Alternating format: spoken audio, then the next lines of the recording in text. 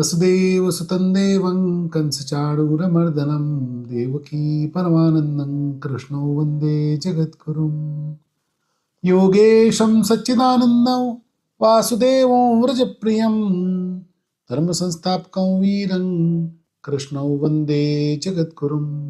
श्री गुरु चरण कमलेभ्यो नमः।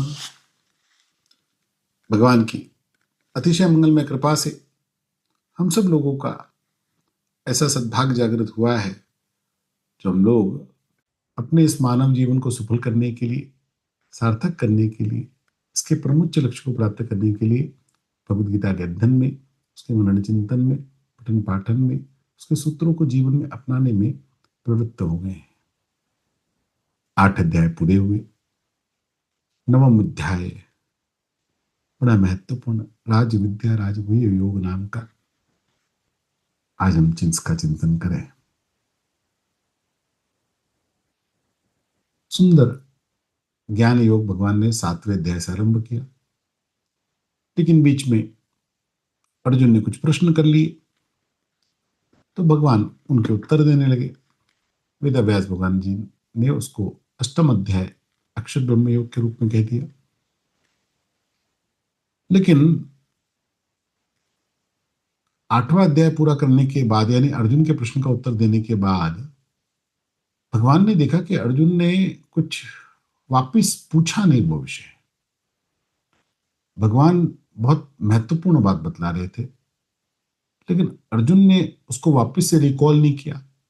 तो भगवान को लगा कि अर्जुन को थोड़ा उसका महत्व कम लगा, इसलिए भगवान ने 2 श्लोकों में पहले उस बात का महत्व बतलाया और तीसरे श्लोक में अश्वत्थामान की दुर्गति भी बतलाई। अध्याय सीधे भगवान के वचनों से आरंभ हुआ। ओम श्री परमात्मने नमः। अथ नवमोऽध्यायः। श्री भगवान उवाच इदन्ते तु गुह्यतमं प्रवक्ष्याम्यनसूयवे ज्ञानं विज्ञानसहितं यज्ञात्वा मोक्षसे शुभात्। अर्जुन, ये अत्यंत गोपनीय ज्ञान सहित ज्ञान दोष दृष्टि रहित तेरे लिए मैं फिर से अच्छी तरह कहूंगा, जिसको जानकर तू अशुभ यानी जन्म मनोरूप संसार से मुक्त हो जाए। 2 बड़ा महत्वपूर्ण शब्द यहां भगवान ने कह दिया, इदम।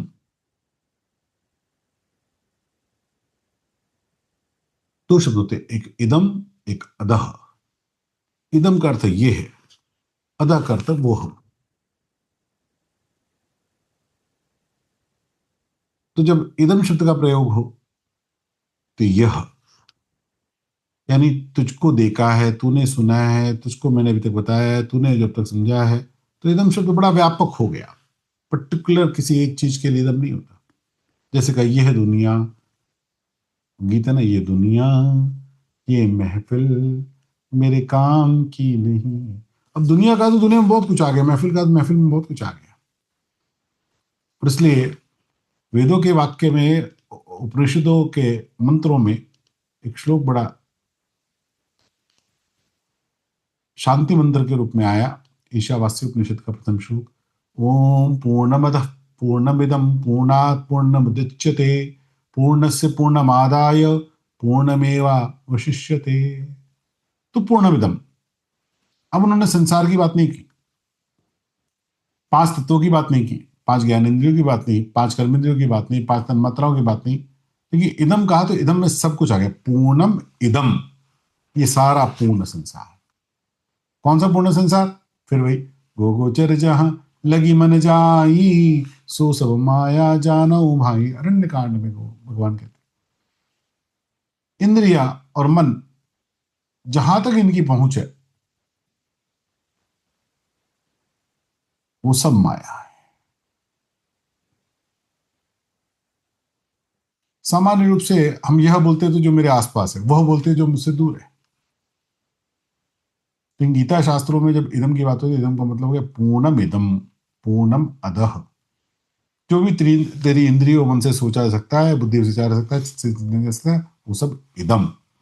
और जो नहीं सोच सकता, जो तेरी कल्पना के बाहर है, भगवान क्या, ब्रह्मांड क्या, विराट स्वरूप क्या, परब्रह्म परमात्मा क्या, ये सब अदह।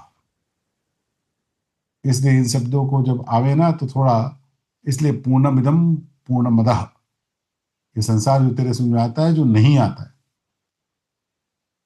भगवान गीता कहते हैं कर्तुम अकर्तुम अन्यथा कर्तुम। अन्यथा कर्तुम में अधः आ गए। कर्तुम अकर्तुम अपन सोच सकते हैं, करने योग्य ना करने योग्य, लेकिन जो करने योग्य भी नहीं है, करने ना करने योग्य भी नहीं है, अन्यथा कर्तुम, उसके अतिरिक्त भी भगवान कर सकते हैं। अब ये अन्यथा कर्तुम अपनी बुद्धि में नहीं हो सकता। तो यहां पर जो इदम शब्द आया है वो बड़ा व्यापक है। इदं ते तु गुह्यतम। मैं तुझको वो बात भी बतलाऊंगा जो सबको नहीं बतलाई जा सकती। गुह्यतम। गोपनीय बात का मतलब ये नहीं कि किसी को ना बतलाई जाए। अब बैंक का लॉकर होता है जिसको चेस्ट बोलते हैं, सब लोग कैश रखा होता है, उस दरवाजे के कुछ लॉक हो सकते हैं, कुछ कोड्स हो सकते हैं। वो कोड किस किस अधिकारी को मालूम है? जो अधिकारी जितना विश्वसनीय होता जाएगा उसको बताओ। अब देश का एक न्यूक्लियर कोड होता है, न्यूक्लियर परमाणु कोड, परमाणु बम का। अब वो किसी को भी नहीं पता, वो बड़े विशेष लोगों के पास उसके एक्सेस है, और वो कोड भी बदलता रहता है। जब उसका उपयोग करना है तभी मिलेगा। तो गोपनीय का मतलब जो सबसे विश्वास पात्र को बतलाया जाए, बाकी लोगों को नहीं बतलाया जाए। भगवान इस अध्याय में बात करें इदं ते तु गुह्यतमम्। तो लॉकर में भी लॉकर अलग है, चाबी अलग है, कोड अलग है, तो वही है। चलो पता भी लग जाएगा तो क्या कर लोगे? गुह्यतम मतलब सुपरलेटिव डिग्री।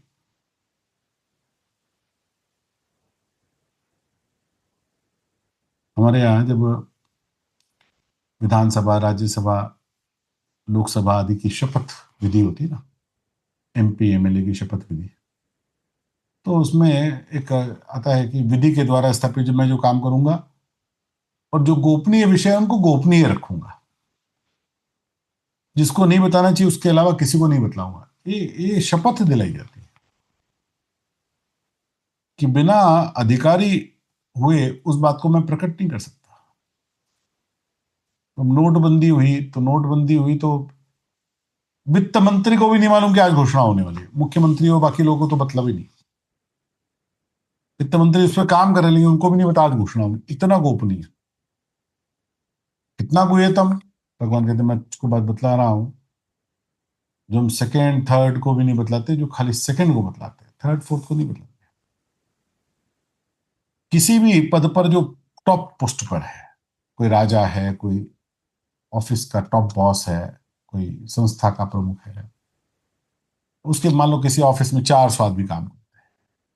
400 आदमी का अलग अलग योग्यता है। कोई परचेज में है, कोई सेल्स में है, कोई मैनेजमेंट में है, कोई फॉरेन अफेयर्स में है, कोई फाइनेंस में है, कोई सीईओ होगा, कोई मैनेजिंग डायरेक्टर होगा।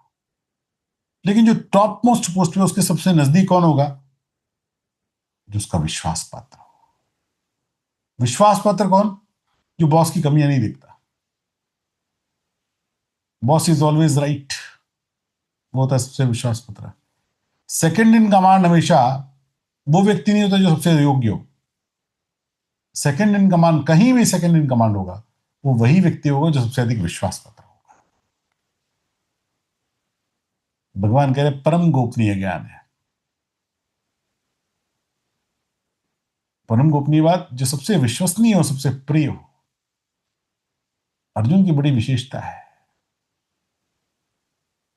अर्जुन अनसूयवे है, दोष दृष्टि नहीं रखता। इसलिए भगवान का विश्वस्त भी है, भगवान को प्रिय भी है। दोष दृष्टि वाला मनुष्य विश्वस्त नहीं होता। जो बात बात में हमारी कमियां देखता है, उस पर हमारा विश्वास नहीं होता। अर्जुन का सबसे बड़ा गुण यही है, वो दोष दृष्टि रहित है। जिससे हमको कुछ प्राप्त करना है उसके प्रति दोष दृष्टि नहीं होनी चाहिए। गुरु के प्रति, बॉस के प्रति, माता पिता के प्रति, पति के प्रति, पिता के प्रति दोष दृष्टि होगी तो बात बनेगी नहीं।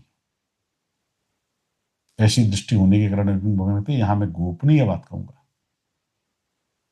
गुह्य महत्वपूर्ण बात है। भगवान ने अर्जुन को ये इतना योग्य माना है कि उसको एक गुह्यतम बात बता सकते हैं। कितने लोगों से भगवान मिले, राम जी भी मिले, कृष्ण भी मिले, लेकिन सिर्फ अर्जुन को दिया, बाकी किसी को नहीं दिया। सब दोष देखते, बलराम जी थे वो भी दोष देखते थे, इसलिए भगवान ने बलराम को भी नहीं दिया। अर्जुन को भगवान में कभी दोष नहीं दिया। अत्रि ऋषि की पत्नी है ना अनुसुईया माता, वो भी किसी में दोष दृष्टि नहीं देखते थे, इसलिए अनुसुईया नाम बना। तो गुण पैदा करो।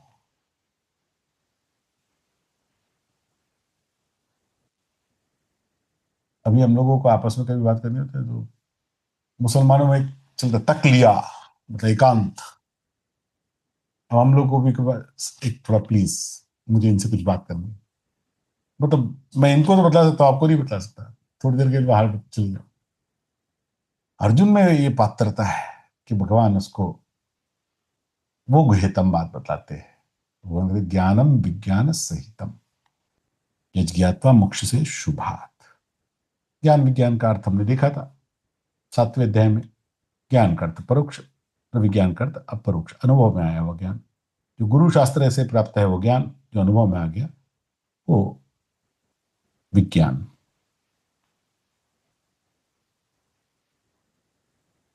एक बार एक गुरु से एक शिष्य ने कहा, मैं धन्य हुआ मुझे आप जैसे गुरु प्राप्त हुए।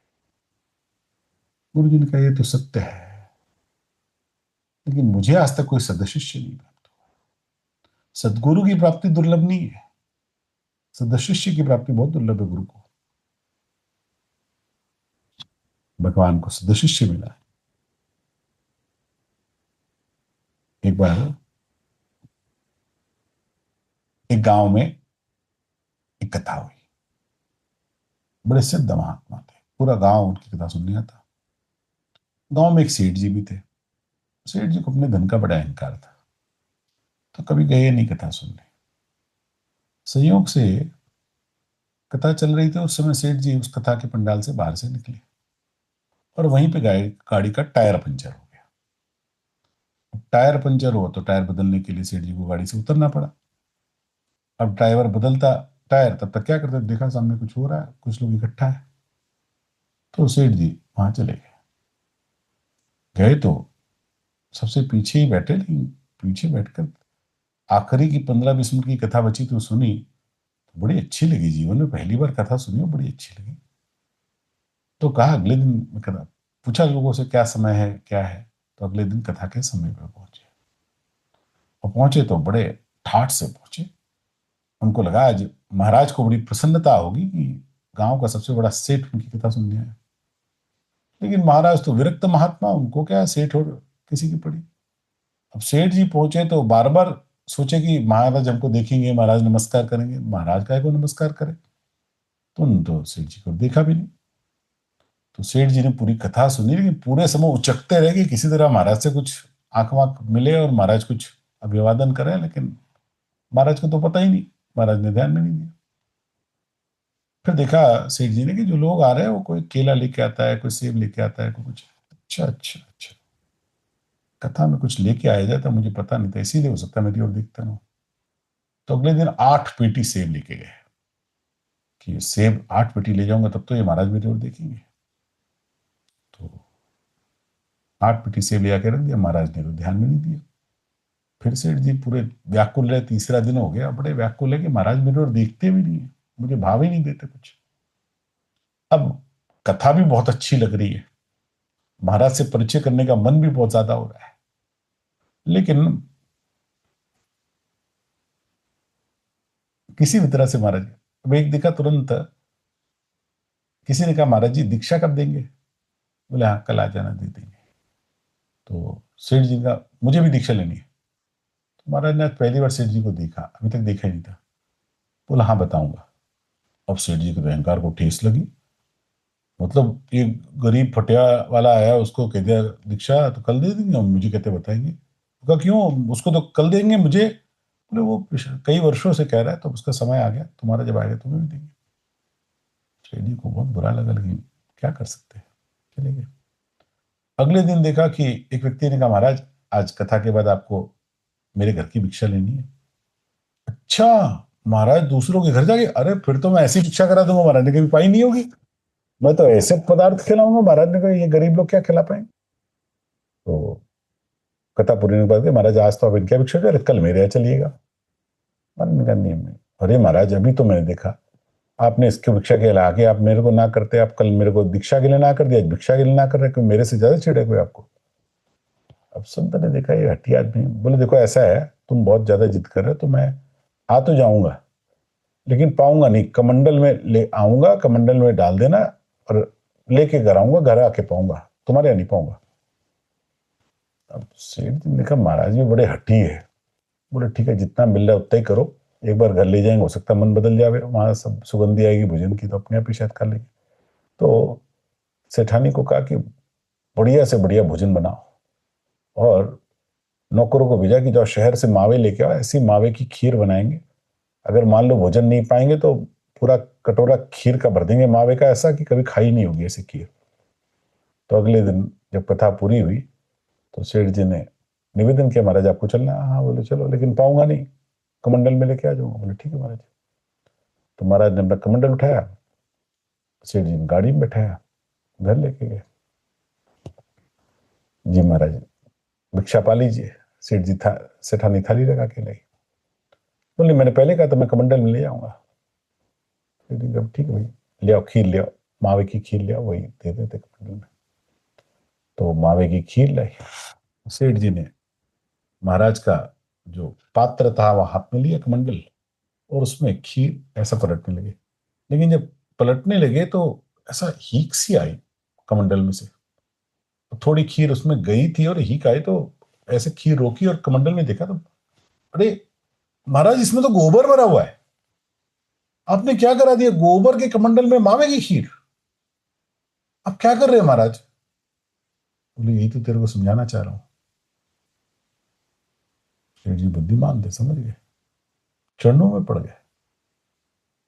बोले तेरे गोबर वाले माथे में तू मेरा ज्ञान भरना चाहता है तो थोड़ी बढ़ेगा, जब तक तेरे माथे में अहंकार का गोबर है तब तक तू ज्ञान नहीं प्राप्त कर सकता। तुझे दीक्षा चाहिए, तुझे ज्ञान चाहिए, नहीं मिलेगा, तेरे माथे में अहंकार का गोबर है।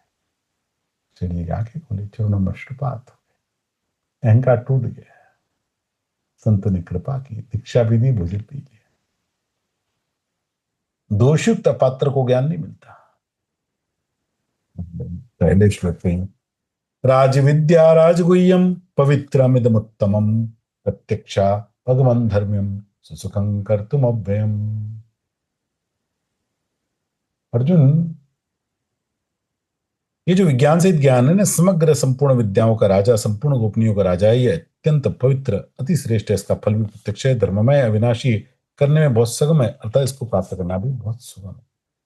ये राज विद्या है। उत्तम मंत्र सदगुरु से प्राप्त हो जाए तो राज विद्या।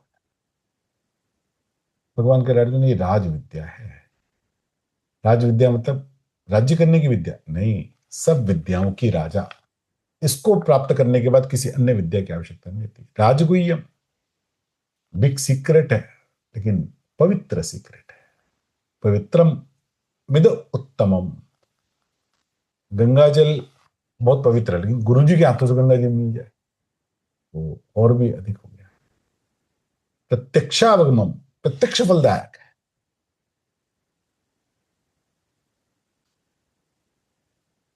अश्रद्धाना पुरुष धर्मस्यास्य परंतप अप्राप्यमान निवर्तन्ते मृत्यु संसार वर्तमनि। ये परंतप, इस धर्म की महिमा पर श्रद्धा न रखने वाले मनुष्य मुझे न प्राप्त होकर मृत्यु रूप संसार रूप में लौटते रहते, अर्थात बार बार मरते रहते। भगवान का भी सीधी बात समझ, अगर श्रद्धा नहीं रखोगे तो तुम्हारा नाश पक्का है। संशय आत्मा विनश्यति, चौथे श्लोक में भगवान ने कहा।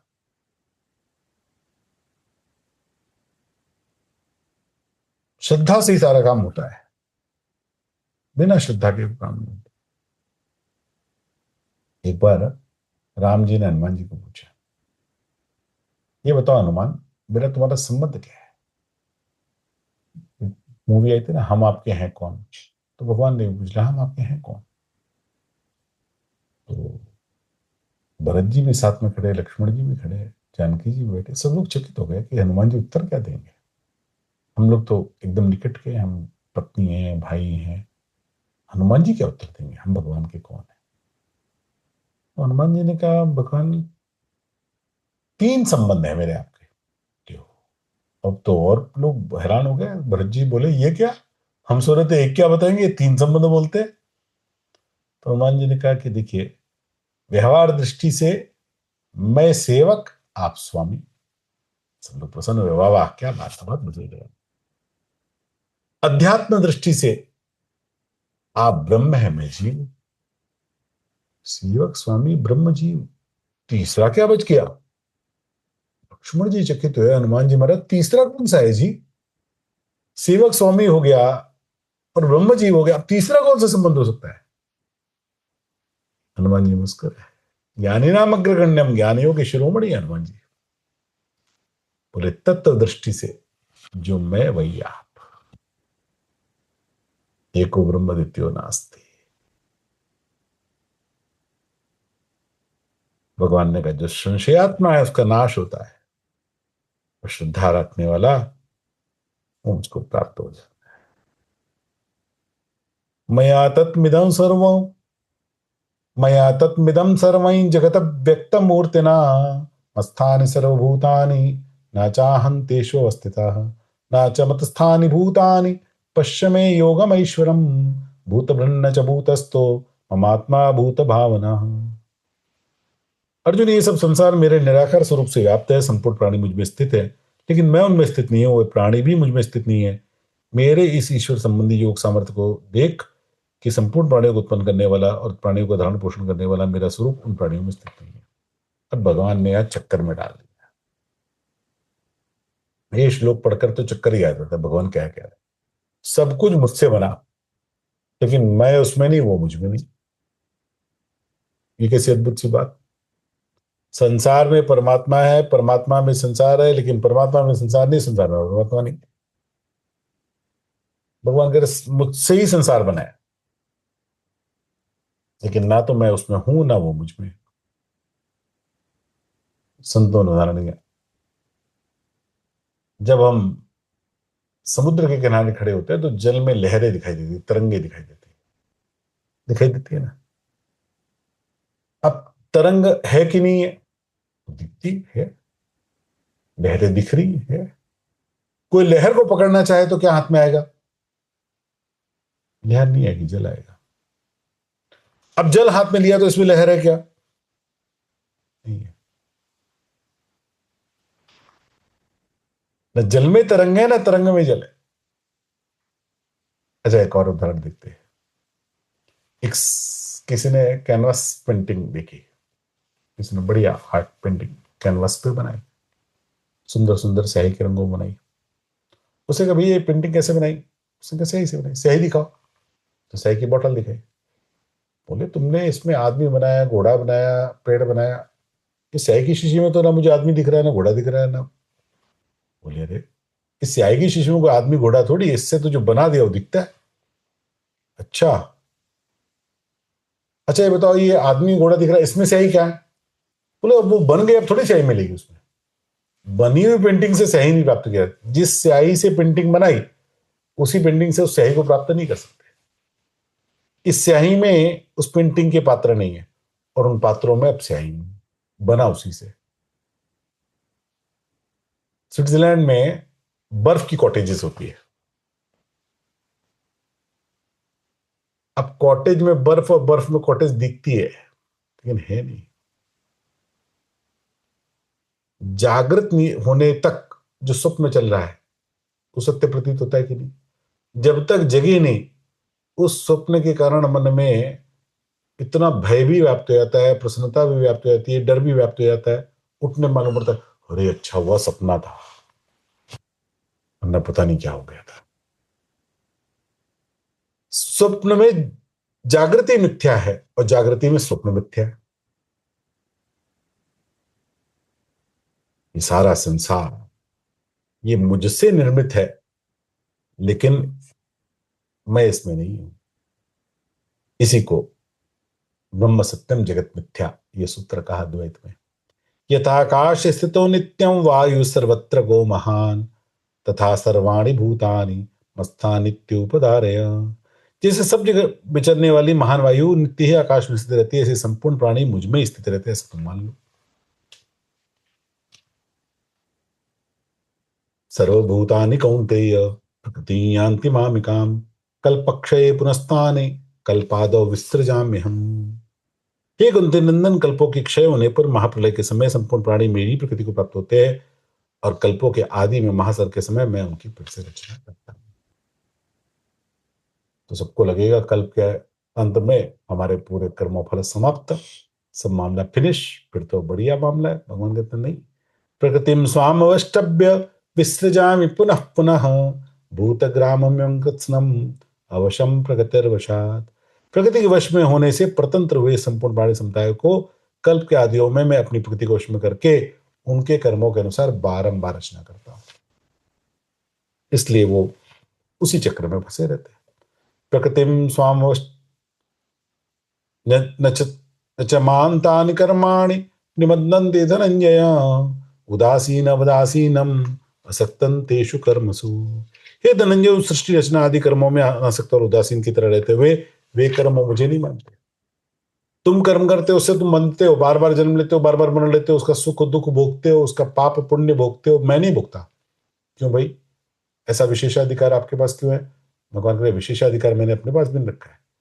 मैं भी बंध जाऊंगा, लेकिन मैंने जो नियम बनाया अगर उस नियम का पालन करोगे तो ना मैं बंधूंगा ना तुम बंधोगे। तो ऐसा कौन सा नियम है? उदासीन के सदृश। उदासीन वदासीन, उदासीन होके, उत आसीन, ऊपर होकर कर्मों के फल से मत चिपको, कर्तापन के भाव में मत रहो। जहां तुम कर्तापन के भाव से मुक्त हुए और कर्मों के फल की कामना से मुक्त हुए, अब उदासीन हो गए तुम। अब वो कर्म तुम्हें नहीं मानते। मैं न कर्मों के फल की अपेक्षा करता हूं, ना मैं अपने को कर्ता मानता हूं, इसलिए मैं किसी कर्म के फल से बंधता नहीं हूं। लेकिन बट कंडीशन, मैं अध्यक्षेण प्रकृति सूयते सचराचरम हेतु नानेन कौन्तेय जगत विपरिवर्तते। अर्जुन, ये प्रकृति मया अध्यक्षेण, मेरी अध्यक्षता में चराचर संपूर्ण जगत की रचना करती है। हे कुंती नंदन, इसी हेतु से जगत के वेद प्रकार का परिवर्तन होता है। भगवान कह रहे तुम कर्म करते हो मेरी शक्ति से, वो स्वतः होते हैं, मैं नहीं करता हूं। सूर्य भगवान की रोशनी में फसल पक रही, सूर्य भगवान नहीं पका रहे। प्रकृति संसार अस्ति है, ये प्रकृति मेरी अध्यक्षता में, मेरे अधिष्ठान से सब काम करती है। जैसे एक परचेज मैनेजर को अपॉइंट कर दिया, अब वो कंपनी के बिहाफ पे सारी परचेज कर रहा है, कर बॉस के पैसे से रहा है, लेकिन बॉस नहीं कर रहा है। बॉस अध्यक्ष है, परचेज मैनेजर परचेज करता है। अवजानन्ति मां मूढ़ा मानुषीं तनुमाश्रितं परम भावम जानन्तो मम भूत महेश्वरम। मूर्ख लोग मेरे संपूर्ण प्राणियों के महान ईश्वर रूप को श्रेष्ठ भाव से न जानते हुए मुझे मनुष्य शरीर के आश्रित मानकर, अर्थात साधारण मनुष्य मानकर मेरी अवज्ञा करते हैं। अर्जुन, परम भाव को जो नहीं जानता ना, अब किसी ने कोयले को देखा और हीरे को देखा। अब सामान्य व्यक्ति के लिए कोयला तो निकृष्ट वस्तु है, हीरा बड़ी उत्तम वस्तु है, लेकिन वैज्ञानिक के लिए कोयला भी कार्बन है और हीरा भी कार्बन है, कि परम भाव को जानने वाला हो गया। सुनने वाले की योग्यता से उसका भाव बदलता जाएगा।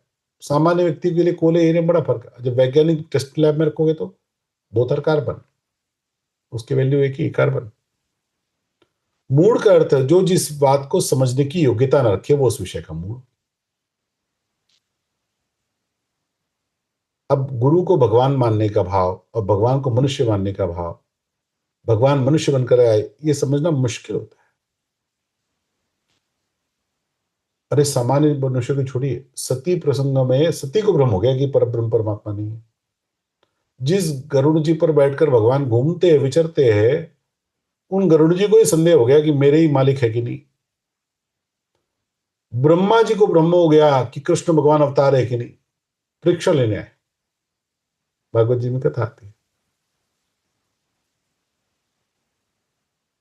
मोघाशा मोघ कर्माणो मोघ ज्ञाना विचेतसः राक्षसीमासुरीं चैव प्रकृतिं मोहिनीं श्रिता। जो आसुरी, राक्षसी और मोहिनी प्रकृति का आश्रय लेते वे अविवेकी पुरुष सब आशाएं व्यर्थ होती है, शुभ कर्म व्यर्थ होते हैं, सब ज्ञान व्यर्थ होता है, अर्थात उनकी आशाएं, कर्म, ज्ञान और सब फल देने वाले नहीं होते। मोग आशा मोग कर्माणो, व्यर्थ की आशा, भोगों की आशा। पूरे जीवन भर हम सब लोग आशाओं में ही जीते रहते, ऐसा हो जाए, ऐसा हो जाए, अरे बस ये हो जाए, अरे बस ये मिल जाए। वो मिल भी गया तो भी और नहीं भी मिला तो भी आशाएं कभी समाप्त नहीं होती, ऐसे ही चलती रहती है। मोग कर्माणम, भोगों की प्राप्ति में दिन रात लगे हुए, वर्षों से लगे हुए। छोटे बच्चे थे, बड़े हुए, युवा हुए, शादी ब्याह हो गया, पर हमारे बच्चों का शादी हुआ, लेकिन हमारी इच्छाएं वासनाएं खत्म ही नहीं हुई, उसी को पूरी करने में दिन रात लगे हुए। मोग ज्ञान,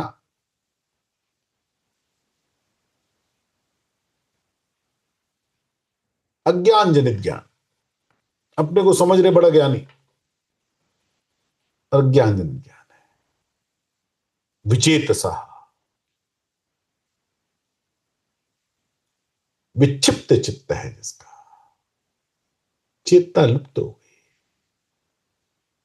भस्मासुर, शिव जी को प्रसन्न किया, मैं जिस पे हाथ रखो वही भस्म जाए। फिर अचानक विचार किया, हजारों वर्षों की तपस्या के बाद तो आए, अब इन्होंने कह दिया तथास्तु, लेकिन जब तक टेस्ट ना करे पता कैसे लगेगा कि वर सही मिला कि नहीं मिला। अब वहां तो कोई दूसरा व्यक्ति नहीं, बोला ऐसा करता हूं, इन पे ही हाथ रख के देख लेता हूँ, भस्म हो गए तो इनका वरदान सही, और भस्म हो गए तो मैं ही शिव बन जाऊंगा।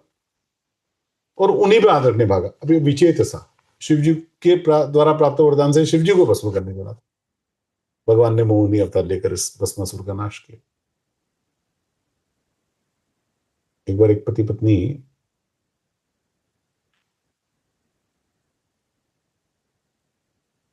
सामान्य मध्यम वर्ग के, 5,000 रुपए बेचारे की तनख्वाह, पत्नी पीछे पड़ गई, दिवाली पे मुझे डिनर सेट चाहिए, तुम्हारा जो बोनस मिलेगा 3,000 रुपए का, उसका डिनर सेट मैं लाऊंगी।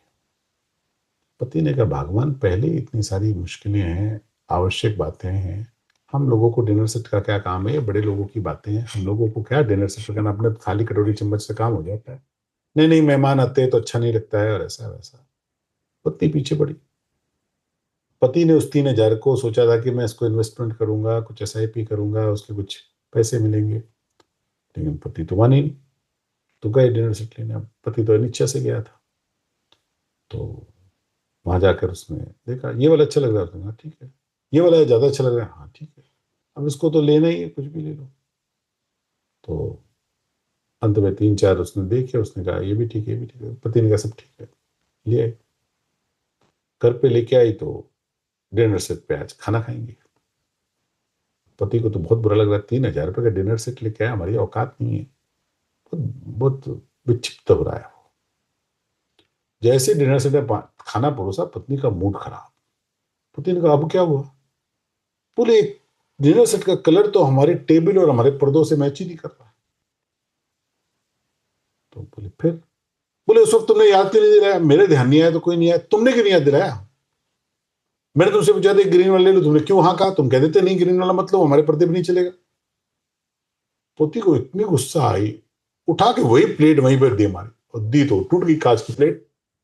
अब ये 3,000 का डिनर सेट पूरी तनख्वाह दिवाली का बोनस लगा के लाए, और वो भी तोड़ दिया। विचेत सा, हम सब ऐसा करते हैं अपने जीवन में।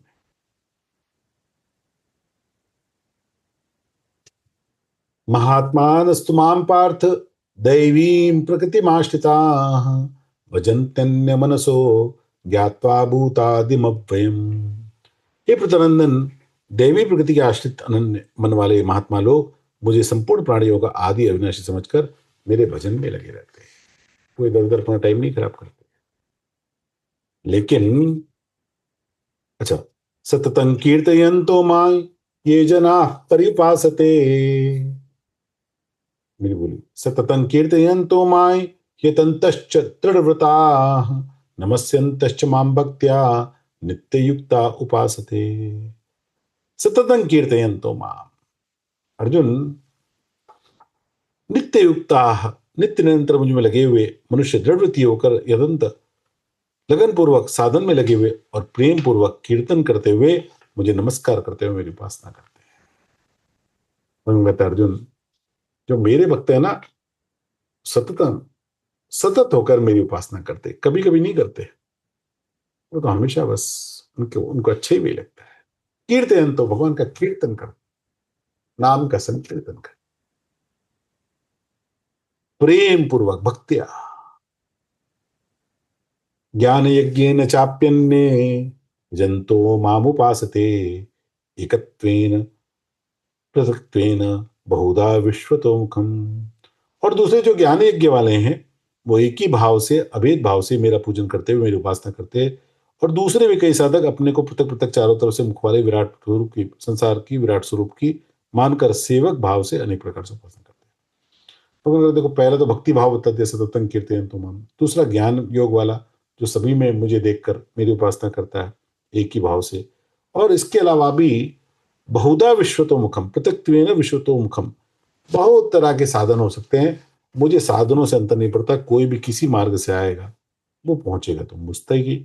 और इसलिए अहं क्रतु रहे यज्ञ स्वदाह महमौषधम मंत्रोहम हमेवाज्यम अहमग्निरहम हुतम पिताहमस्य जगतो माता धाता पितामह वेद्यं पवित्रमोङ्कार ऋक्साव ऋक्सामयजुरेव च गतिर्भर्ता प्रभुः साक्षी निवासः शरणं सुहृत् प्रभवः प्रलयस्थानं निधानं बीजमव्ययम्।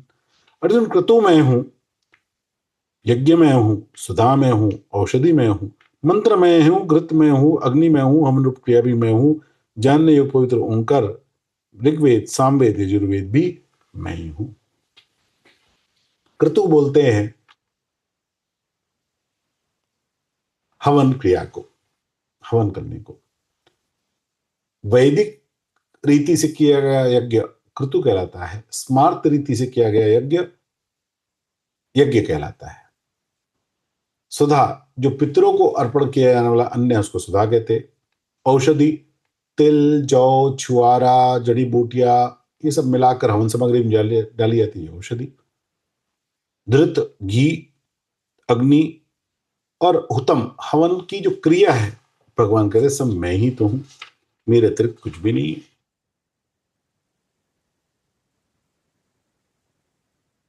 और इसलिए अर्जुन, जो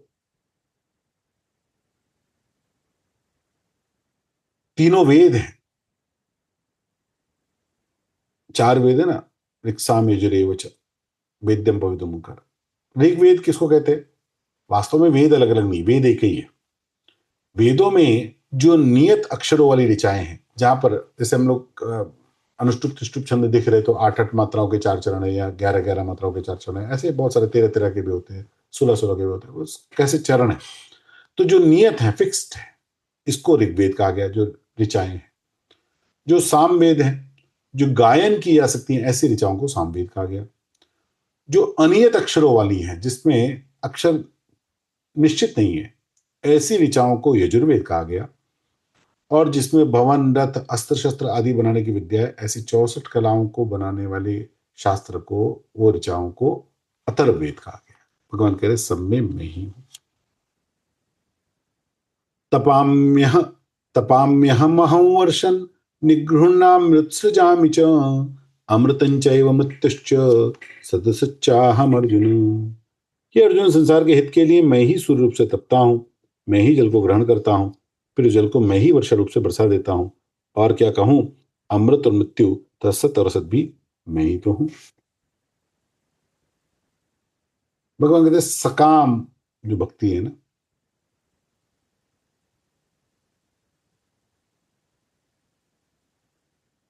इस संसार के हित के लिए मैं ही सूर्य रूप से तपता हूं, मैं ही जल के वर्षा रूप से बरसा देता हूं। अमृत मृत्यु सत असत मैं हूं, सब कुछ मेरा ही स्वरूप। और भगवान सकाम भक्ति की बात करते हैं। तय विद्या माम सोम पाप पूत पापा यज्ञैरिष्ट्वा स्वर्गतिम प्रार्थयन्ते ते पुण्यमासाद्य सुरेंद्र लोकम अश्नन्ति दिव्यान दिवि देव भोगान। अर्जुन, त्रैविद्या, तीनों वेदों में कहे हुए सकाम अनुष्ठान को करने वाले, सोमरस को पीने वाले, पाप रहित यज्ञों के द्वारा इंद्र रूप से मेरा पूजन करने वाले, स्वर्ग प्राप्ति की प्रार्थना करते हैं। वे पुण्यों के स्वरूप पवित्र इंद्रलोक को प्राप्त करके वहां स्वर्ग के देवताओं के दिव्य भोगों को भोगते हैं। यहाँ पर एक सोम रस का वर्णन है, सोमपाह। इसके बारे में थोड़ी भ्रांति रहती है। सोमलता या सोमवल्ली नाम की एक लता होती है और शुक्ल पक्ष में प्रतिदिन चंद्रमा की एक एक कला बढ़ते हुए पूर्णिमा को कलाएं पूर्ण हो, इसमें पारा लगाकर बांधा जाता है और जब ये बढ़ता है तो 15 दिन तक बढ़ता रहता है। कृष्ण पक्ष में प्रतिदिन एक एक कला होते होते वो सारी कलाएं क्षीण हो जाती हैं और शुक्ल पक्ष में एक एक पत्ता निकलते समय पूर्णिमा तक एक एक 15 निकलता है और कृष्ण पक्ष में एक एक पत्ता गिरते हुए अमावस्या तक पूरा पत्ता गिर जाता है। ऐसे में जो 15 गांठें उसकी बसती हैं, उन एक एक गांठों के रस में इतना तत्व होता है, जब पारा मिला के इसको बांधा जाता है और ये निकलती है तो एक गांठ का रस पी लिया तो कई दिनों तक भूख प्यास नहीं लगती। तो ऋषि लोग जो तपस्या करते थे वो सोमवल्ली रस लता के रसों के बल पर कर लेते थे। यज्ञ करने वाले उस सोम रस को अभिमंत्रित करके पीते थे, इसलिए इसको सोमपाह कहा गया। अब कालांतर में क्या हुआ, लोगों ने जो मदिरा है, शराब है, इसको सोमरस, हमारा तो सोमरस यही है, हम तो इसी को पीकर मस्त हो जाते हैं। तो लोगों ने मदिरा को सोमरस कहना शुरू कर दिया। सोमरस का अर्थ मदिरा नहीं है, सोमरस की उपमा देने, मदिरा को सोमरस की उपमा दी गई। उस कालांतर में ऐसा हो गया कि हम लोग उसको ही सोमरस समझ लेते। त्रय विद्या जो तीनों वेदों में कहा गया है, अथर्ववेद की भगवान ने उपेक्षा की क्योंकि अथर्ववेद में खाली संसार का ज्ञान है, जो परलोक का ज्ञान है वो तो 3 वेदों में ही आया, इसलिए भगवान ने 3 वेदों की बात की। लेकिन अर्जुन सुनो, तीनों वेदों में जो उपासना की और उसके द्वारा पूजन किया देवताओं का, उससे स्वर्ग प्राप्त हो जाएगा, स्वर्ग के दिव्य भोग प्राप्त हो जाएंगे। बट ते तम भुक्त्वा सर्वलोकम विशन्ति क्षीणे पुण्ये मर्तलोकम विशन्ति ते तम भुक्त्वा सर्वलोकम विशालं क्षीणे पुण्ये मर्तलोकम विशन्ति एवं त्रयी धर्ममनुप्रपन्ना गतागतं काम कामा लभन्ते। वे इस विशाल स्वर्गलोक के भोगों को भोग कर पुण्य क्षीण होने पर मृत्यु लोक में आ जाते हैं। इस प्रकार तीनों वेदों में कहे हुए सकाम धर्म का आश्रय हुए भोगों की कामना करने वाले पुरुष आवागमन के चक्र को प्राप्त होते हैं। ये बताओ अर्जुन, तुमने जीवन भर यज्ञ किए, जीवन भर वेदों के सकाम अनुष्ठान किए, सकाम पूजाएं की, देवताओं को प्रसन्न करके सब जो वरदान थे वो मांगने का तुमने प्रयास किया, उससे होगा क्या? तुम स्वर्गलोक में पहुंच जाओगे। लेकिन स्वर्गलोक में पहुंचने के बाद जितने पुण्य हैं वो क्षीण होने तक वहां तुम रह सकते हो। जैसे हम 5 स्टार होटल में जाए और आप जब 5 स्टार होटल में जाते हैं तो वो क्रेडिट कार्ड स्वैप करके हमारा रख लेते हैं। अब हमारे क्रेडिट कार्ड की लिमिट मान लो 70,000 रुपए की और 5 स्टार होटल का किराया 10,000 रुपये रोज का है, तो 7 दिन का किराया उनके पास ब्लॉक में हो गया, हम 7 दिन तक वहां रह सकते हैं। लेकिन 7वां दिन पूरे होते ही रिसेप्शन से फोन आता है, सर आपका लिमिट एग्जॉस्ट हो गया, 11 बजे चेकआउट करना है, या तो आप दूसरा क्रेडिट कार्ड दे दीजिए कोई अगर आपके पास है तो, वरना 11 चेकआउट कर दीजिए। तो आप उसको कहिए, अरे भैया कल तक तुमने इतनी खातिर करी, सवेरे का नाश्ता ले लो सर, और कुछ लेंगे क्या, रूम सर्विस चाहिए क्या, कुछ कुछ इतनी पूछताछ कर रहे थे और आज ऐसी बेरुखी से बात कर रहे हो। सॉरी सर लिमिट पूरी हो गई, अब तो जाना पड़ेगा। अच्छा यार 7 दिन ना हो, एक आध दिन और है। नहीं सर पॉसिबल ही नहीं। अच्छा 2-4 घंटे तो फालतू, नहीं सर 11 बजे चेकआउट करना पड़ेगा। अब वो मानने को तैयार नहीं। लिमिट पूरी होने के बाद वो एक दिन जब तक वहां पे उसके बाद आपके पास पहले बैलेंस था तब तक उसने खूब सेवा करी, बैलेंस पूरा होते अब जाओ। और ये 5 स्टार होटल वाले तो रिसेप्शन से फोन कर देते हैं, लेकिन इंद्र भगवान ऊपर फोन वोन भी नहीं करते, उधर ऐसा घुमाया और लात मारी, चल नीचे जा मनुष्य लोक में वापस कर्म कर। तो अर्जुन ऐसे भोगों का लाभ क्या है, जाने के बाद आना तो यही पड़ेगा। यह तन कर फल विषय न भाई, स्वर्ग स्वल्प अंत दुखदाई। स्वर्ग में कितने भी भोग लो, अंत तो दुखदाई, आना यही पड़ेगा। इसलिए इसको अविपश्चिता कहा, श्रेयस नहीं कहा। अन्य भारतीय दर्शन के अतिरिक्त अन्य किसी संप्रदाय में मोक्ष की कल्पना नहीं। स्वर्ग प्राप्ति की बात सभी लोग मानते हैं। मनुष्य में ये भोग इच्छा सूक्ष्म रूप से दीर्घ काल तक विद्यमान रहती है। और इसलिए अर्जुन ने पूछा है कि मेरी स्थिति छिन्न भिन्न बादलों ऐसी तो नहीं होगी। छठे अध्याय में आपने देखा ना, भगवान ने कहा न दुनिया मिली न विशाले सनम, न इधर के रहे न उधर के रहे। हम भी ड्रामा करते, हमें कुछ भोग नहीं चाहिए। विवेचन के बाद कई लोग कहते बस भैया अब तो हो गया, बस भगवान की पूजा में मन लगता है ना, मैं तो खाने में ज्यादा दिमाग लगाती हूँ ना घर में ज्यादा दिमाग लगाती हूँ। सुना, ये कहना बड़ा सरल है, सुनने में भी अच्छा लगता है, मुझे कुछ नहीं चाहिए। लेकिन अभी बंटवारा होने लगे तो एक एक रुपये का हिसाब लगा के बंटवारा कराते हैं। जो तुम्हें कुछ चाहिए तो क्या, अरे बच्चों के साथ थोड़ी अन्याय होने देंगे, अब बच्चों के नाम पर भोग भोगते हैं।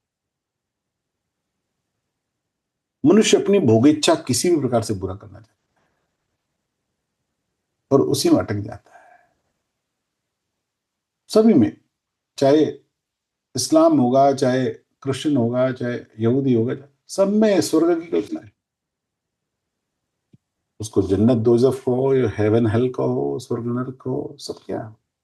लेकिन मोक्ष की कल्पना ये केवल मनुष्य में, केवल भारतीय दर्शन में, हिंदू संस्कृति के अलावा मोक्ष की कल्पना कहीं नहीं। ये विशेष बात है। तो भगवान कहते हैं भैया तुम दो बातों का ध्यान रखो, बड़ी महत्वपूर्ण श्लोक। अनन्याश्चिन्तयन्तो मां ये जना पर्युपासते तेषां नित्याभियुक्तानां योगक्षेमं वहाम्यहम्। जो अनन्य भक्त मेरा चिंतन करते हुए भली भांति मेरी उपासना करते हैं, मुझ में निरंतर लगे हुए उन भक्तों का योग क्षेम की प्राप्ति और रक्षा मैं वहन करता हूं। अनन्यश्चिंतयो माम, ये गोपनीय बात भगवान ने कही है। उसका योग क्षेम मैं वहन करता हूं। पहली बात भगवान ने की अनन्य, इस शब्द को भी समझना चाहिए। इस शब्द में बड़ी भूल होती है। न अन्य, अब लोग कहते हैं न अन्य करता, मैं एक ही इष्ट को भजूंगा, मैं शिव जी की पूजा करूंगा, मैं राम जी की नहीं करता, मैं कृष्ण की करता हूं, मैं तो राम शिव कुछ नहीं मानता। अब एक विचार करिए, हमारे दो शब्द है, इष्ट और अनिष्ट। तो शिव जी की पूजा करी, उनसे पुत्र की प्राप्ति चाहते हैं, धन की प्राप्ति चाहते हैं, तो इष्ट शिव जी है कि वो धन और पुत्र आदि है। इष्ट यानी जो चाहिए, अनिष्ट यानी जो नहीं चाहिए। अनिष्ट की कल्पना मत करो, जो नहीं चाहिए उसकी कल्पना मत करो। शादी में लिखते इष्ट मित्रों के साथ बता रहे, इष्ट यानी जो चाहिए। जब तक शिव जी से धन पुत्र आदि की मांग करे तब तक हमारे इष्ट शिव जी नहीं है, तब तक धन पुत्र हमारे इष्ट है। अनन्य भक्ति का अर्थ शिव की पूजा है, राम की पूजा है, कृष्ण की पूजा, ऐसा नहीं है। भगवान या संसार, ये संसार के आसक्तिवान रहने वाला वो अनन्य भक्ति नहीं कर सकता। मेरो तो गिरधर गोपाल दूसरो न कोई, दूसरा कौन, संसार नहीं है कुछ, वरना वही मीराबाई नहीं गाती, पायो जी मैंने राम रतन धन पायो। अब गिरधर गोपाल दूसरों ने कोई, फिर राम रतन धन पायो, दोनों बात कैसे हो गई? क्योंकि राम रतन है, गिरधर गोपाल है, संसार नहीं है, वो नहीं चाहिए। ना अन्य, नित्ययुक्ता, निरंतर बना रहे, परिस्थितियों से बदले नहीं। शिष्य ने गुरु से पूछा कि गुरु जी, मैं आरंभ में आया था तो आपने कहा था तेरा भाव अच्छा है, लेकिन फिर कभी नहीं कहा। गुरु जी ने कहा यही तो चक्कर है, जैसी प्रीति आरंभ में वैसी अंत तक होए, चला जाए बैकुंठ को पल्ला न पकड़े कोई। अरे भैया, जो आरंभ की स्थिति वो अंत तक बनी का रहती है, यही तो गड़बड़ है। शंका आती, भगवान वाकई योग से महन करते हैं क्या? बिल्कुल करते हैं। हीरा राम जी करेंगे बेड़ा पार, उदासी मन काहे को करे, डोरी सौंप के तो देख एक बार, उदासी मन काहे को करे। शिष्य बोला, सच में हो जाता है कि गुरु जी? गुरु जी ने कहा शास्त्रों में संदेह करते हो? बोला संदेह की बात नहीं, मैं बहुत पापी हूं, आप मेरे सारे पाप जानते नहीं। गुरु जी ने कहा रे पगले, तुम इस जन्म के बिगड़े हुए पाप की बात कर रहे हो, मैं अनेक जन्मों के बिगड़े पाप की बात कर रहा हूं। गुरु जी क्या कह रहे हैं? हाँ सुनो ना, बिगड़ी जन्म अनेक की सुधरई। शिष्य बीच में बोला, गुरु जी आपके पिछले कई जन्मों की बिगड़ी। गुरु जी ने कहा पूरा सुनो ना, बिगड़ी जन्म अनेक की सुधरई आज वही आज, हो राम को नाम जप तुलसी तज कुसुमाज। अब तुम गड़बड़ ना करो तो काम हो जाएगा। तो कैसे होगा? अच्छा एक बात बतलाओ, कितनी सी घास जलानी है तो माचिस की तीली कितनी चाहिए? बोला एक। बोले पूरा घास का एक पूरा पूरा गट्ठर लगाओ तो कितनी माचिस चाहिए? बोले तीली की उतनी चाहिए। बोले भगवान के नाम की शक्ति ऐसी। वो एक तीली से पाप इतना सा हो या पूरा गट्ठर हो, पूरा नष्ट हो जाता है। और जो पाप नहीं करता और मुझ में ही मन लगाता, अनन्यास चिंतयन्तो माम, फिर दूसरी जगह उसका मन नहीं, संसार में मन नहीं, केवल परमात्मा में जिसका मन लग गया, अर्जुन योगक्षेम वहां में हम, उसका योगक्षेम मैं वहन करता हूं। योगक्षेम यानी अप्राप्त की प्राप्ति, क्षेम प्राप्त की रक्षा। जो चाहिए वो मिलेगा नहीं, जिसकी आवश्यकता वो मिलेगी। योगक्षेम का अर्थ ये नहीं है कि जो मेरी इच्छाएं वो भगवान पूरी करेंगे, आवश्यकता है पूरी करेंगे। एक बार कहानी ये सुनाने लोगों को तो पता नहीं, एक कथा में एक महाराज कथा सुना रहे थे, पंडित जी बड़े भाव से श्रद्धा से, तो बोलते बोलते गीता का ये श्लोक बोल गए। अब उसमें एक थोड़ा आजकल का पढ़ा लिखा युवक वो खड़ा हो गया, बोला ऐसा आप कैसे बोलते योगक्षेम महाम, मैं नहीं खाऊंगा तो क्या भगवान मुझे ठूस के खिलाएंगे? तो बेटा ऐसे बात नहीं करते, लेकिन जो भगवान पे विश्वास करता है भगवान फिर उसको संभालते। बोला पंडित जी सिद्ध करो, मैं आज खाना खाऊंगा नहीं, देखिए भगवान कैसे खिलाएंगे। अब महाराज जी बोले अजीब आदमी, बोले ऐसी कैसी बात कर रहे हो, ऐसे थोड़ी होता है। बोले फिर अपनी बात वापस लो, क्या आपने गलत कहा? बोले गलत क्यों कहा, गीता में लिखा है, मैंने ऐसे थोड़ी कह दिया, मैं गीता की बात कर रहा हूँ, अपनी बात कर रहा हूँ।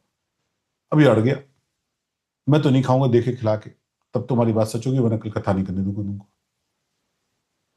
अब लोग भी उसको समझाने लगे कि तुम कैसी बात कर रहे हो, कैसी वो, लेकिन बड़ा अड़ियल, एकदम हठी, मानने को तैयार नहीं। उसके घर वाले आए, उसको समझाया, वो भी नहीं समझा, माने। पंडित जी बड़े परेशान।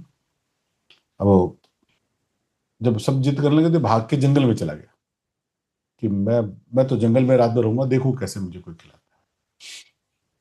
पंडित जी से पूछा, पंडित जी का भाई ऐसा करो, जो उसको पसंद हो वो बना के ले जाओ, जंगल में रखिए आना, भूख लगेगी तो अपने आप खाएगा। तो इन लोगों ने पूरी सब्जी खीर और मिठाई और बढ़िया एक थाली पूरी सजाई कि इसको देखकर तो इसका मन चले गई। गए, देखा जंगल में ये लोग आ रहे, तो वो पेड़ पे चढ़ गया कि मैं तो पेड़ पे हूँ, कैसे खिलाऊंगी? तो ये पेड़ के नीचे थाली रख के चले गए। अब पेड़ की थाली की सुगंधी आ रही है, रात में भूख भी लग रही है, लेकिन खाना नहीं एकदम तय कर रखा है। अचानक रात में जब 12 के आसपास बजा, तो आधी रात में डाकुओं का एक दल वहां पर आया। रोज रात में वो चोरी करके वहीं आते थे और अपने माल का बंटवारा करते थे, उनके पेड़ का वो हिस्सा निश्चित था। अब डाकुओं को देखा तो ये डरा, ये मामला क्या, पता नहीं था डाकू है, काय को यहाँ गया था। और डाकू आकर बैठे, अपना माल बांटने लगे। इतने में एक बोला कि भाई बड़े अच्छे खाने की सुगंधी आ रही है, यहाँ जंगल में खाने की सुगंधी कहाँ से आ रही, खीर की भी लग रही। थोड़ा नजर घुमा के देखा, देखे कपड़े से थाली रखी, बोले देखो एक थाली।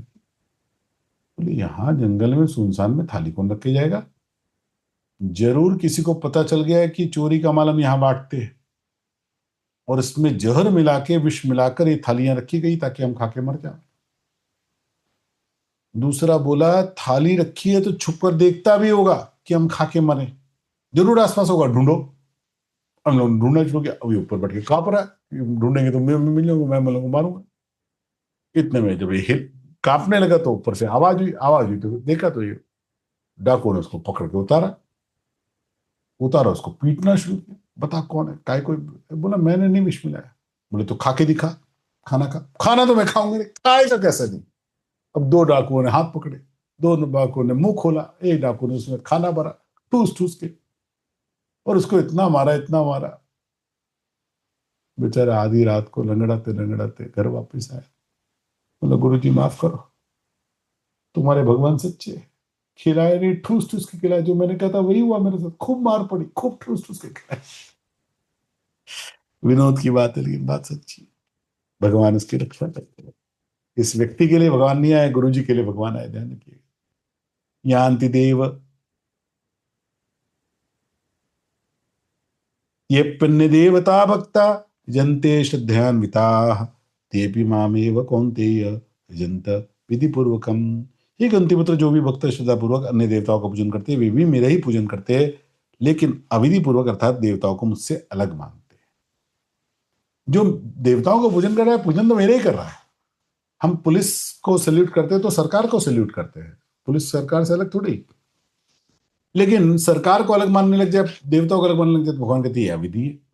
अहम ही सर्वयज्ञानाम भोक्ता च प्रभुरेव च न तो माम अभिजानन्ति तत्वेनात्यश्च्यवन्ति ते। क्योंकि संपूर्ण यज्ञों का भोक्ता और स्वामी भी मैं ही हूं, परंतु वे मुझे तत्व से नहीं जानते, इसलिए उनका पतन हो जाता है।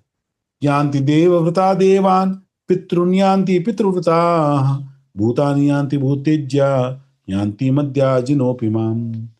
अर्जुन, सकाम भाव से देवताओं का पूजन करने वाले शरीर छोड़ने पर देवताओं को प्राप्त होते हैं, पितरों का पूजन करने वाले पितरों को प्राप्त होते हैं, भूत प्रेतों का पूजन करने वाले भूत प्रेतों को प्राप्त होते हैं, और मेरा पूजन करने वाले मुझे प्राप्त होते हैं।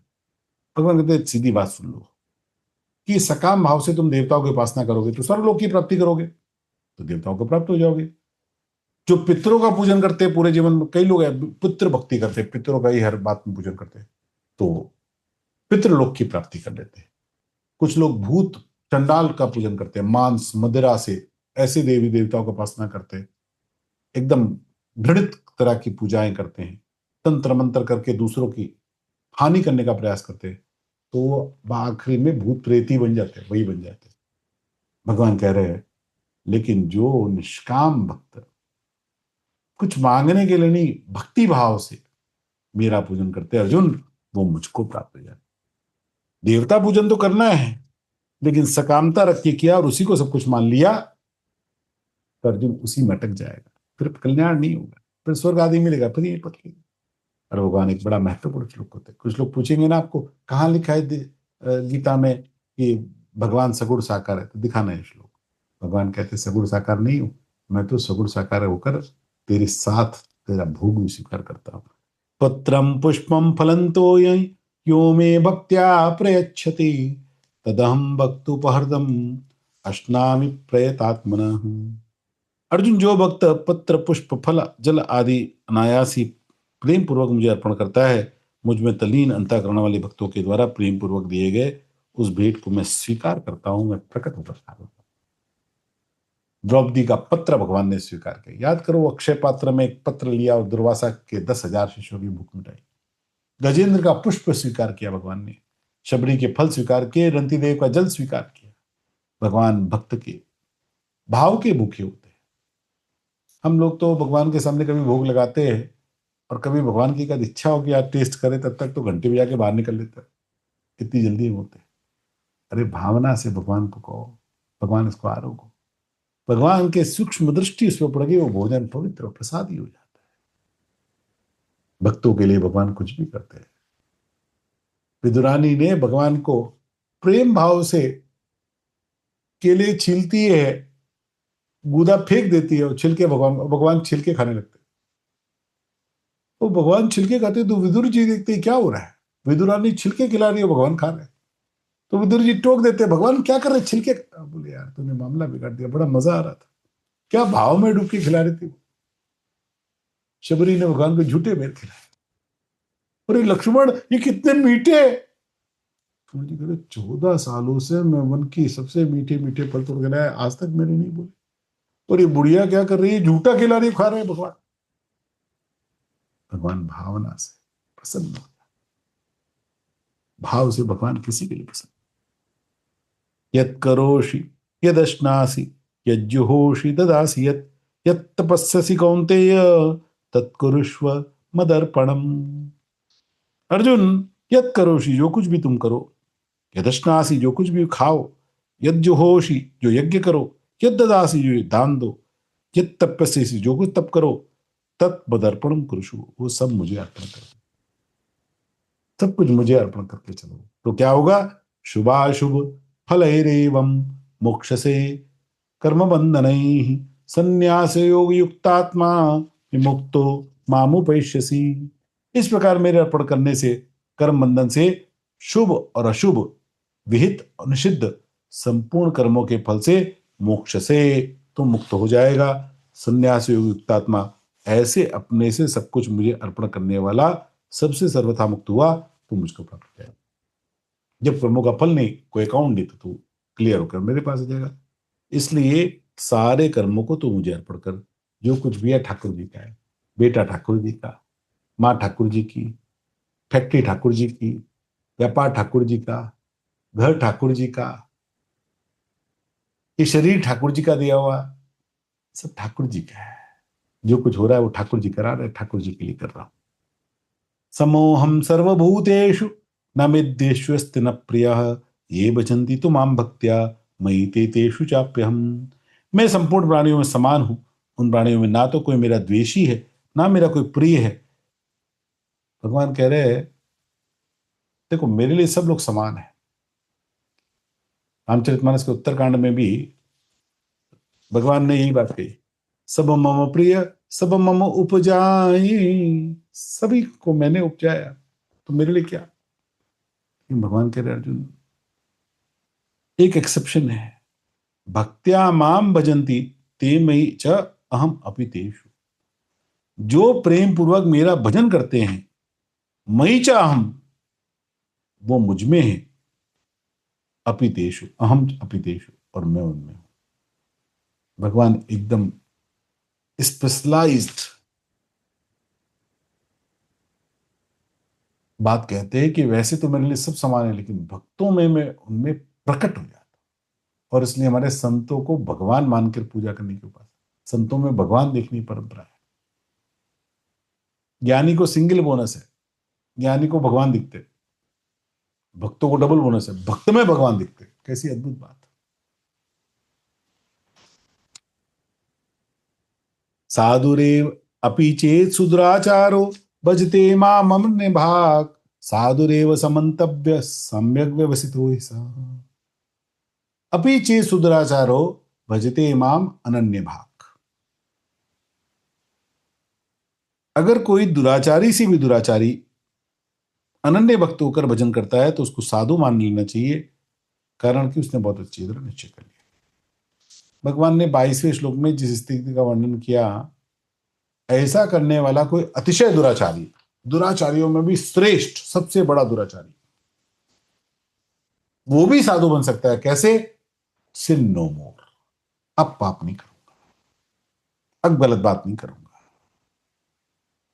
22वें भगवान ने 2 गुण दिए, अनन्यता नित्युक्ता, और फिर कहा मदर्पणम, यहां कहा सम्यक व्यवस्था, अब पाप नहीं करूंगा। जिसने निश्चय कर लिया कि अब भगवान की भक्ति के अलावा जीवन नहीं करूंगा, अर्जुन वो साधु मान लिया। और इसलिए कभी कोई श्रेष्ठ महापुरुष दिखे और उसके पीछे के जीवन की कोई घटना हो, तो उसका विचार करने की आवश्यकता नहीं। जो अभी श्रेष्ठ हो गया, अभी जिसने सब पाप बंद कर दिए, भगवान में मन को लगा दिया, भगवान कहते उसको मैं साधु मानता हूं। भगवान साधु मानते तो हम लोग क्या? भगवान कहते दुराचारी से दुराचारी भी मुझको प्राप्त कर सकता है। और इसमें समय नहीं लगता अर्जुन। क्षिप्रम भवति धर्मात्मा शश्वच्छांति निगच्छति कौन्तेय प्रतिजाने ही न मे भक्त प्रणश्यति। अर्जुन वो तत्काल उसी क्षण धर्मात्मा हो जाता है। क्षिप्रम, instant, as soon you commit, अब मैं पाप नहीं करूंगा, तुम्हारा दृढ़ निश्चय एकदम सत्य पक्का दृढ़ निश्चय हो गया, तुम इंस्टेंट धर्मात्मा हो जाओगे। शाश्वत शांति निगच्छति, निरंतर शांति को प्राप्त हो जाता है। और भगवान एक बहुत बड़ी बात कहते हैं, अद्भुत बात कहते हैं, वचन दे देते हैं, अर्जुन न मे भक्त प्रणश्यति, प्रतिजानी ही, मैं प्रतिज्ञा करके कहता हूं, आई प्रॉमिस, मेरे भक्तों का नाश नहीं हो। यानी मेरी भक्ति जो करेगा उसका नाश नहीं होगा। और इसलिए गीता पढ़ने वालों को चिंता करने की जरूरत नहीं। जीवन के अंत काल तक गीता पढ़ते रहेंगे ना, अगला जीवन मनुष्य जन्म पक्का है, अपना नाश वाश नहीं होगा। भगवान के वचन है, अपनी अधोगति हो ही नहीं सकती। भगवान ने वचन दिया, नामे भक्ता प्रणश्यति, मेरे भक्त का पतन होता ही नहीं। I take care of that. बस जीवन भर भगवान का नाम लेते रहे। भगवद गीता किंचित दीता गंगा जल लव कणिका पीता। अरे थोड़ा सा भगवत गीता किंचित अधिता, थोड़ी सी भगवत गीता धारण कर ली, गंगा जल लव कड़का, एक आध बार गंगा जल पी लिया, मुरारी समर्चा, एक आध बार भगवान का नाम ले लिया, कीर्ति क्रियते तस्य यमेन न चर्चा, उसकी यमराज बात नहीं करते, वो भगवान का प्रिय होता है।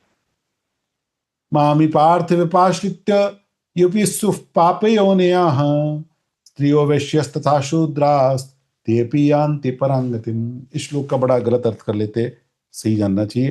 हे प्रतानंदन, जो भी पाप योनि वाले हों तथा जो भी स्त्री वैश्य और शूद्र हों, वे भी सर्वथा मेरे शरणों के निस्संदेह परम गति को प्राप्त हो जाएंगे। लोग कहते हैं भगवान ने स्त्री को पाप योनि दी, भगवान ने पाप योनि नहीं कहा। भगवान ने कहा अर्जुन, केवल ब्राह्मण मुझे प्राप्त कर सकते हैं या केवल क्षत्रिय मुझे प्राप्त कर सकते हैं, ऐसा मैं नहीं मानता। स्त्री हो, वैश्य हो, शूद्र हो, या कोई पाप योनि में यानी पशु पक्षी आदि हो, नारकी योनि में हो, मेरा भजन करके मेरी प्राप्ति का अधिकार सभी को है।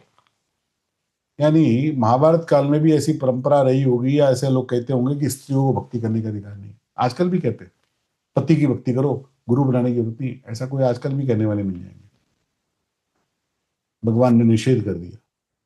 भगवत प्राप्ति का अधिकार प्राणी मात्र, पाप योनि में उसको भी है, स्त्री को भी है, वैश्य को भी है, शूद्र को भी, सबको है।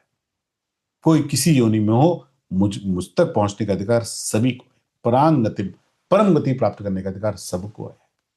और फिर तो अर्जुन, किम पुनर्ब्राह्मणा पुण्या भक्ता राजर्षय स्थिता अनित्यम सुखं लोकम इमं प्राप्य भजस्व माम। जो पवित्र आचरण करने वाले ब्राह्मण, क्षत्रिय और क्षत्रिय भगवान के ऋषि रूप राजर्षया यानी राजर्षि क्षत्रिय भगवान के भक्त हों, वे परम गति को प्राप्त होंगे। इसमें क्या कहने की बात है? भगवान अर्जुन को याद दिला रहे, अर्जुन तुम कौन हो पता है ना? तुम महाराज पांडु के पुत्र हो। और पांडु कौन है? राजर्षि। भगवान अर्जुन को राजर्षि की उपमा से याद दिला रहे कि तुम्हारा बेस क्या, याद करो, समझो। जो पवित्र आचरण करने वाले ब्राह्मण है, पुण्या ब्राह्मणा, खाली ब्राह्मण नहीं का ध्यान रखिएगा, ब्राह्मण को प्राप्ति हो जाएगी ऐसा नहीं बताया। पुण्या ब्राह्मणा, जो पुण्यशील ब्राह्मण है, और हर क्षत्रिय को प्राप्ति हो जाएगी ऐसा नहीं। राजर्षया, जो ऋषि रूप क्षत्रिय है, ऐसे जो भगवान के भक्ता, भगवान के भक्त हैं, किम पुनः, इसमें तो कहने की क्या बात है कि वो परम गति को प्राप्त हो जाएंगे। अनित्यम असुखम लोकम प्राप्य माम भजस्व, अनित्य सुख रहित शरीर को प्राप्त करके तुम मेरा भजन करो। मन्मना भव मद्भक्तो मद्याजी मान नमस्कुरु मामे वैश्यसि त्वैवं आत्मानं मत्परायण। भगवत गीता दिव्य कैसी है देखो, 18 का आधा 9 और 9वें अध्याय की पहली पंक्ति और 18वें अध्याय के 65वें श्लोक की पहली पंक्ति ये समान है। कितना गजब का संयोग है। मन मना भवन भक्तो मध्याजीन मान नमस्कुरु, 18वें का 34वां और 18वें का 65वां और 9वें का 34वां, 9वें का अंतिम श्लोक। अर्जुन मत भक्त भवा, तुम मेरे भक्त हो जाओ। मन मनाह, मुझ में मन वाले हो जाओ। मध्याजी मान, मेरा पूजन करने वाले बनो। माम नमस्कुरु, मुझे नमस्कार करो। इस प्रकार अपने आप को मेरे साथ लगाकर तू मेरे परायण हुआ, तू मुझे ही प्राप्त हो जाएगा। अब यहां पर दो बातें, दो प्रश्न कई लोगों के आते हैं। पहला, ये भगवान कोई अहंकार करते हैं क्या? माम मेरे करो, मेरा करो, मेरा करो। मेरा करो नहीं कहते हैं, अपने स्वरूप को जानो कहते हैं। भगवान कह रहे हैं मैं और तुम भिन्न ही नहीं, हम तो एक ही हैं।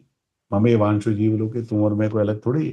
यानी स्वस्वरूप को जानने से तुम अपने को ही प्राप्त हो जाते हो, कोई मैं अलग नहीं हूं। दूसरा, माम का अर्थ लोग करते हैं कि कृष्ण कह रहे कि कृष्ण की भक्ति करो, कृष्ण को नमस्कार करो, कृष्ण की शरण हो जाओ। नहीं, पूरी भगवत गीता में कृष्ण उवाच केशव उवाच नहीं है, श्री भगवान उवाच। यहां पर भगवान ने भगवत गीता बोले तो परब्रह्म परमात्मा स्वरूप बनकर बोले। और इसलिए आपके इष्ट राम जी है तो रामो उवाच है, शिव जी है तो शिवो उवाच है, दुर्गा जी है तो दुर्गो उवाच है, कृष्ण है तो कृष्ण उवाच है, नारायण है तो नारायणो उवाच है। जो मेरे इष्ट है वही गीता के कहने वाले भगवान है। तो अपने अपने इष्ट की शरण में, अपने इष्ट में मन लगाने वाले बन जाओ, अपने इष्ट का पूजन करो, अपने इष्ट को नमस्कार करो, और इस प्रकार उस इष्ट के परायण हुआ तुम उस इष्ट को यानी अपने स्वरूप को प्राप्त कर जाओगे। भगवान प्रतिज्ञा करते हैं कि मैं ऐसे अपने स्वरूप में स्थित होने वाले का कल्याण कर देता हूं। और ये कहकर भगवान अध्याय का समारोह करते हैं। ओम तत्सदिति श्रीमद्गीतासु उपनिषत्सु ब्रह्म विद्यायां योग शास्त्रे श्री कृष्ण अर्जुन संवादे राज विद्या राजगुह्य योगो नाम नवमोऽध्यायः। हरि ओम तत्सत, हरि ओम तत्सत, हरि ओम तत्सत। इस प्रकार ओम तत्सत इन भगवान नामों के उच्चारण पूर्वक ब्रह्म विद्या योग शास्त्र में श्रीमद् भगवद गीता उपनिषद रूप श्री कृष्ण संवाद में राज विद्या राजगुह्य योग नाम का नवाध्याय पूर्ण हुआ। हरि ओम तत्सत, हरि ओम तत्सत, हरि ओम तत्सत। ओम श्री कृष्णार्पणमस्तु। कल 10वां अध्याय देखेंगे, विभूति योग। बड़ा सुंदर भगवान की कथाएं उसमें देखेंगे। सभी को जय श्री कृष्ण।